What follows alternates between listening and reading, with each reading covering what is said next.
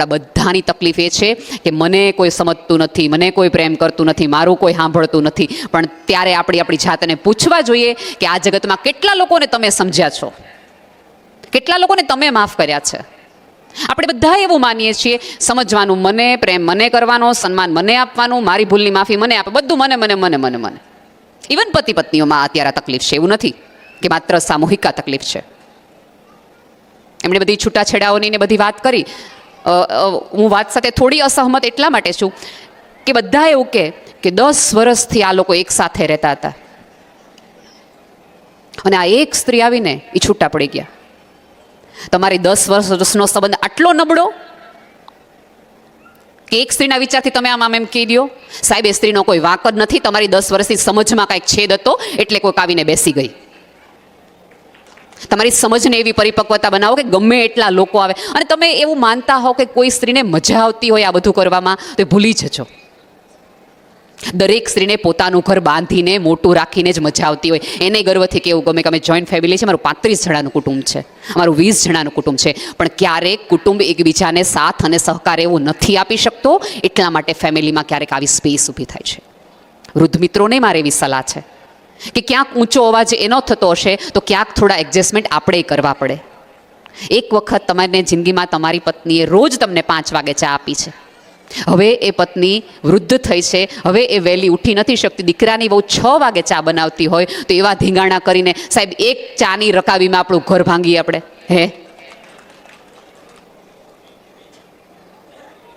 આ મારા જેવા હોય તો બેટા તું નિરાતે બેસ, ચા પેલી તાજથી આપણો વારો.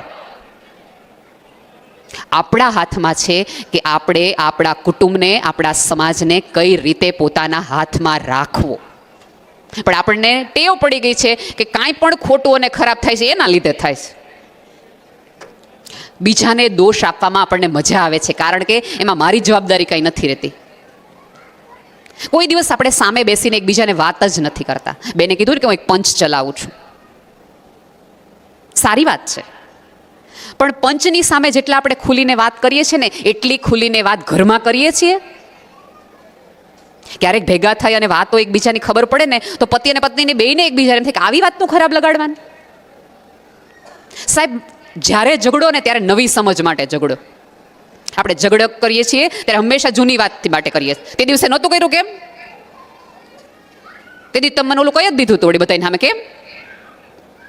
એ તે દિવસ નથી એમને યાદ, નથી તમને યાદ. અને બીજું કેવું થાય ખબર છે?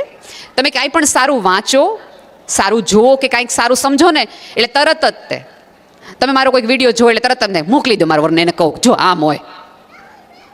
પતિ કંઈક જોવે એટલે મોકલે ઓલીને જો આમ હોય. એનો અર્થ કે આ બધું સુધરવાનું સમજવાનું તારે છે, મારે નહીં. ક્યારેય આપણે તો કશું શીખતા જ નથી, ક્યારેય આપણે કશું નવું સમજતા જ નથી. જીવનમાં એક વસ્તુ રાખવાની હોય તો થોડી હોઠ પર સ્માઇલ રાખો. આપણે બધા જ આમ આખી કોશ ગળી ગયા હોય ને એવી રીતે સીધે સીધા આકડ આલીએ છીએ, હસવાનું ભૂલી ગયા છીએ. સાહેબ ઉપરવાળાએ આટલી પ્રજાતિઓ બનાવી છે, માણસ એકને જ સ્માઇલ આપી છે, બાકીને તો બધાને ડોળાને હડકવા જ આપ્યો છે. સરસ રીતે એકબીજાને મળો અને છેલ્લી વાર મળતા હોય એ રીતે મળો. કોરોના પછી આપણે કાંઈ ન શીખીએ તો એટલું તો શીખી જ લ્યો કે આજે શ્વાસ લેતો માણસ કાલ સવારે નહીં લે, એ ફોન તમારો નહીં ઉપાડે.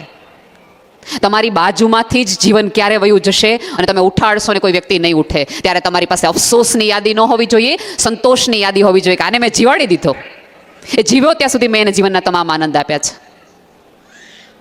આપણને કોઈના મૃત્યુ પછી સાહેબ રડવું એટલા માટે આવે છે કારણ કે આપણને ક્યાંક દુઃખ છે કે મારે જેટલું એને કહેવું હતું, મારે જેટલું એને સાચવવું હતું એટલું એને સાચવી ન શક્યો, મારે જેટલો પ્રેમ કરવો હતો એટલો હું કરી ન શક્યો. એ અફસોસ આપણને રડાવે છે, આપણો ખાલીપો આપણને રડાવે છે. આપણે કેટલા એક માણસ તરીકે આ સંબંધમાં નિષ્ફળ પુરવાર થયા એ આપણને સમજાવે છે. જ્યારે મળો, અહીંથી તમે જાઓ અને ખબર નથી કાલ સવાર પડશે કે નહીં પડે, તો છેલ્લી વખત કોઈકને મળતા હોય એ રીતે મળો. અને મળો છૂટા પડતી વખતે એવી રીતે મળો, છેલ્લી વાર છે અને મળો ત્યારે પહેલી વાર મળતા હોય એટલા જ ઉત્સાહથી મળો. તમે જુઓ આપણે એકબીજાના વખાણ કરવાનું જ ભૂલતી ગયા છીએ. છેલ્લે તમે ક્યારે તમે એકબીજાના વખાણ કર્યા તેવું તમે પૂછજો આ જાતને, મને જવાબ ન આપતા. ક્યારે તમે તમારી પત્નીના વખાણ કર્યા છે? ક્યારે તમે એની રસોઈના વખાણ કર્યા છે? અહીંયાના કેટલા બધા લોકો હશે, એ બહારગામ જશે ત્યારે એને અમુક રસોઈઓ યાદ આવતી હશે. ક્યારેય કીધું છે ઘરે આવીને કે તારા જેવું ગુવારનું શાક નહોતું હો, ગુવારની શાક માટે તમે ઝઘડો, સારું ન થયું થાળીના ઘા કરો, પણ એક વખત એ સ્ત્રીને એવું ન કહો કે યાર તારા જેવું ગુવારનું શાક કોઈ ન બનાવે હો.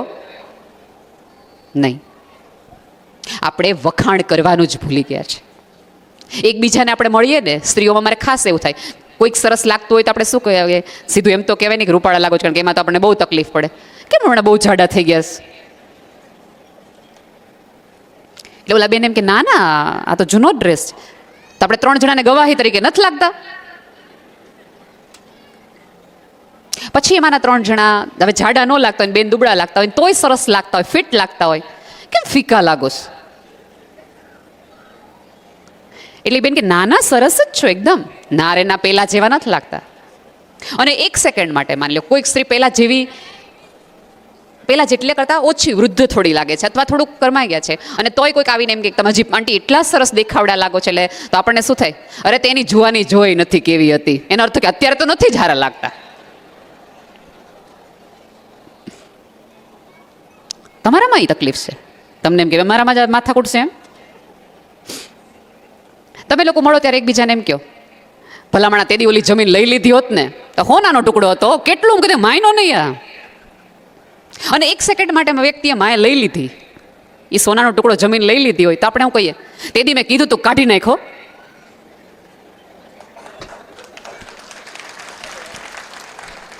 આપણી પાસે લેબલ રેડી જ છે, સામે ગમે એ આવે, તારી પાસે જે છે એ પરફેક્ટ છે, સારું છે, એ કહેવામાં તો આપણને મજા જ ન આવે. આપણે કહી જ દેવું જોઈએ તમને હજી કેટલું તમારી પાસે નથી.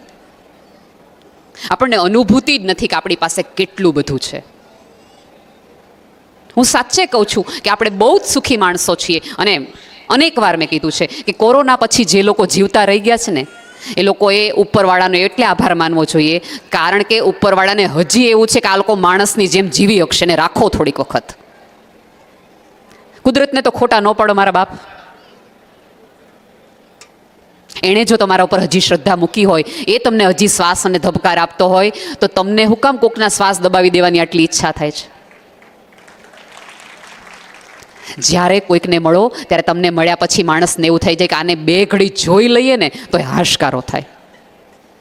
આ જગતમાં આપણા કોઈના બાવડામાં એટલી તાકાત નથી કે એકબીજાનું દુઃખ લઈ શકીએ, પણ ક્યારેક કોઈકને પીઠ ઉપર હાથ ફેરવીને એને એટલું કહેવાય કે દોસ્ત મૂંઝાતો નહીં, અહીં આપણે આટલા બેઠા છીએ, આટલું ન તારું સોલ્વ થાય. અને એટલા ગરીબ તો આપણે કોઈ દિવસ હોતા નથી કે કોઈકને એક સ્માઇલ ન આપી શકીએ ને એક સધિયારોય ન આપી શકીએ. હજી કહું છું, સમાજ ભેગો થાય, કુટુંબ ભેગું થાય ત્યારે આટલી જ સમજથી એકબીજાને સમજ આપો કે તને જરૂર પડે ત્યારે અડધી રાત્રે અમે બધા જ છીએ. તો આવા બધા સંમેલનો અર્થ છે.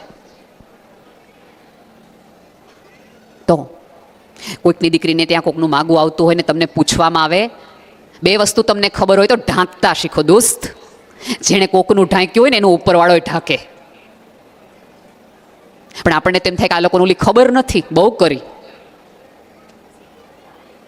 અને કેવું ટપકું મૂકી, આમ તો બધું સરસ છે પણ તોય તપાસ કરી લેજો, જમાનો બહુ ખરાબ છે.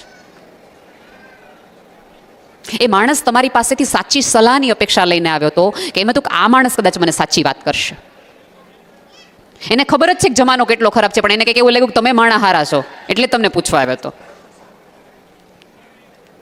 આવું બધું કરવાના બદલે એકબીજાના સાથ અને સહકાર આપો. 2 વસ્તુ કોકની ખબર પડી હોય તો ખાનગી રાખવાની. આપણને બધાને અત્યારે સોશિયલ મીડિયાના જમાનામાં જે પણ મળ્યું છે બધું કહી દેવાનું. વાયરલ આપણે બહુ કરીએ. કોઈકની ખોટી વાત તરત વાયરલ કરીએ, કોકની સારી વાત, કોકને એવોર્ડ મળ્યો હોય તો 3 જણાએ ફોરવર્ડ કરીએ, ચોથા જણાને હવે વાવા તો આવ્યા રાખે, ભણ્યા રાખે, તેમાં હું એવોર્ડ તો મળ્યા રાખે. અહીંયા બેઠેલી દરેક વ્યક્તિને બેને કીધું ને કે એને પૂછવું જોઈએ કે કઈ રીતે તમે સુધી પહોંચ્યા. સાવ સાચી વાત છે. સંઘર્ષને વાત કરવાની વાત કરો. આપણે ત્યાં તકલીફ એ થઈ, દરેક વ્યક્તિ સફળતાની વાહવા કરે, કોઈ સંઘર્ષમાંની વાહવા કરતું જ નથી. જે નિષ્ફળ ગયા હોય એને ઊભા રાખીને પૂછો, દોસ્ત કયું કારણ હતું કે આ ધંધામાં તને ખોટ ગઈ? આપણે બધા એવું માનીએ છીએ કે આપણે સફળ સારાને સત્ય થયે એટલે એમાં આપણી આવડત છે, આજુબાજુવાળાનો કોઈ સહકાર નથી. અહીંયા બેઠેલા દરેક પુરુષોને મારી એક નમ્ર વિનંતી છે કે અહીંયા બેઠેલી તમારી પત્ની હાઉસવાઈફ હશે, કામ નહીં કરતી હોય, અત્યારે તમારામાંનો કોઈ પણ વ્યક્તિ ઘરે જઈને એવું કહે, અહીંયા બેઠેલી અમને બધાને જોઈને જોઈએ ને, ઘરે હલાવે, બારે હલાવે, નામ કરાવે, તે શું કર્યું? આવું જો તમે કહેતા હો, તમે બધી સ્ત્રીઓ નિષ્ફળ ગઈ કહેવાય નહીં. ચોક્કસ અહીંયા બેઠેલી સ્ત્રીઓના વખાણ કરો, પણ એનો અર્થ એ નથી જે ઘરે ગૃહિણી છે એને તમે ગમે એમ હાંકો કે ગમે એમ કહો. એણે તે પોતાનું જીવ અને જાત રેડીને તમારા ઘરને અડીખમ રાખ્યું છે. તમને ડાયાબિટીસ અને બીપી ન થાય એની માટે શાકમાં તેલ એણે ઓછું નાખ્યું છે. તમારા મૂળની તમા એણે કરી છે. તમે જ્યારે નોકરી માટે, ધંધા માટે સંઘર્ષ કરી રહ્યા હતા ત્યારે તમારા સંતાનને સારા સંસ્કારથી લઈ સારા શિક્ષણની જવાબદારી સ્ત્રીએ લીધી છે. તો એને વંદન કરો. કાંઈ ન કરી શકો તો એટલું તો કરી જ શકે કે આવી કમ્પેરિઝન એટલીસ્ટ ન કરીએ. અમને બધા આગળ આવી ગયા એ ક્યાંક અમારા નસીબ, અમારું કામ અને અમારા સંજોગો હતા. પણ હવે જે આ સંજોગોમાંથી બહાર નીકળી ગયા છે એને રિપીટેડલી એવું કહેવાની શું જરૂર કે તમે જીવનમાં શું કર્યું? અહીંયા બેઠેલી દરેક સફળ સ્ત્રીને તમે પૂછો ને તો એવું ચોક્કસ એવું કે મારા પરિવારનો સાથ અને સહકાર હતો એટલે હું આટલા માટે પહોંચી, મારા સસરાનો સાથ હતો, મારા સાસુનો, તમારા પતિએ મને બહુ સપોર્ટ કર્યો એટલે હું સફળ થઈ. આજ સુધી એક પણ સફળ પુરુષે ઉપર આવીને એવું નથી કીધું કે મારા પત્નીએ મને સપોર્ટ આપ્યો એટલે હું અહીં સુધી વધ્યો. બાકી અમારા સપોર્ટ વગર તો તમે સવાર અલાર્મ વગર ઉઠી ન શકો. તો એટલી જાહેરમાં થોડી ખેવના એ પણ રાખો કે તમારી સફળતાને બિરદાવવામાં આવે ત્યારે થોડીક ખુલ્લા મને 2% વાત પત્નીને કહો કે આનો ફાળો છે. એ પડદા પાછળની ઘર ઓઢીને રહી ત્યારે તમે જગતમાં ક્યાંક તમારા ડંકા કરીને રહ્યા. સાહેબ, સાદી જીવનની વાતો છે. કોઈ સમજણ, સાહેબ સમજદાર હોવું ને એ અઘરી વાત જ નથી, સમજદાર ન હોવું ને એ અઘરી વાત છે. એ લોકોએ ચોખ્ઠા ગોઠવા પડે, એણે વાતો અને વિચારોમાં સમજ આપવી પડે. માણસ હોવાનું એક જ લક્ષણ છે કે તમે સમજદાર છો, અને સમજદાર છો એટલે તમે હૃદયવાળા છો. આ જગતને બુદ્ધિશાળી માણસોએ નુકસાન પહોંચાડ્યું છે, એટલું નુકસાન હૃદયવાળા માણસોએ નથી પહોંચાડ્યું. દોસ્ત, તમારા ઘરમાં વડીલો એ હૃદયનો વડલો છે, એની નીચે બેસી લ્યો, ડાપણની 2 વાત સમજી લ્યો અને શીખી લ્યો કે ક્યાંથી ક્યાં શું મળે. એકબીજાને સાંભળતા અને સમજતા થાવ, ખુલીને માફ કરો, એકબીજાને પ્રેમ કરો, જ્યારે જેને જરૂર હોય કરી શકો એટલી મદદ કરો. આનાથી વધુ જીવન કશું જ નથી. કોઈ સમજણની સમીક્ષા ન હોય ને કોઈ સમજણની પરીક્ષા ન હોય. સાહેબ, અનુભવે તમને સમજાય કે માણસ સમજદાર છે કે કાંઈ લઈ લેવાનું નથી. એની 2 વાતો ઉપરથી, વિચાર ઉપરથી તમને ખબર પડી જાય. આના કે પરીક્ષા થોડા આવે, લેબોરેટરીમાં ટેસ્ટ કરાવાય કે આ બેનને કે આ ભાઈના લોહીમાં જોઈ જો તો સમજણ છે કે નહીં. 3 માણસોને ઊભા રાખીને પૂછો ને કે તમારા ઘરે આવ્યા હતા ત્યારે શું વાત થઈ, એના ઉપરથી તમે નક્કી કરી શકો કેટલો માણસ સમજદાર છે. અને આ જગતને આવા સમજદાર અને ડાપણવાળા લોકોની જરૂર છે. હજી કહું છું, શંકાથી જેણે જગત જોયું છે એણે જગતમાંથી પીડા જ આપી છે. જેણે શ્રદ્ધાથી જગતને આપ્યું છે એને હંમેશા મળ્યું છે. તમે નક્કી કરી લો કે જગતને આપવા બેઠા છો કે જગત પાસેથી લેવા. જે લોકો લેવા બેઠા છે ને એને કશું જ મળ્યું નથી, ખાલી હાથે ગયા છે. જે જગતને બેશવાર આપીને ગયા છે એ માણસ હંમેશા સરભર તરબતર થઈને જોઈ. તમે મૃત્યુ પામો છો ત્યારે એવોર્ડ નથી લઈ જતા, સોનું નથી લઈ જતા, કોઈક તમારા હૃદયમાં સારી સ્મૃતિઓ જ ઉપર લઈ જાઓ છો. અને ઉપરવાળાને કોલર ઊંચા કરીને કહી શકો, કેમ કે ઓલાને જરૂર પડી ત્યારે આપણે ઊભા હતા. દોસ્ત, ચોપડો ખોલ. તમારા ચોપડામાં તમારે શું લખાવવું છે એ નક્કી કરો અને એટલું જ જીવો. ધન્યવાદ.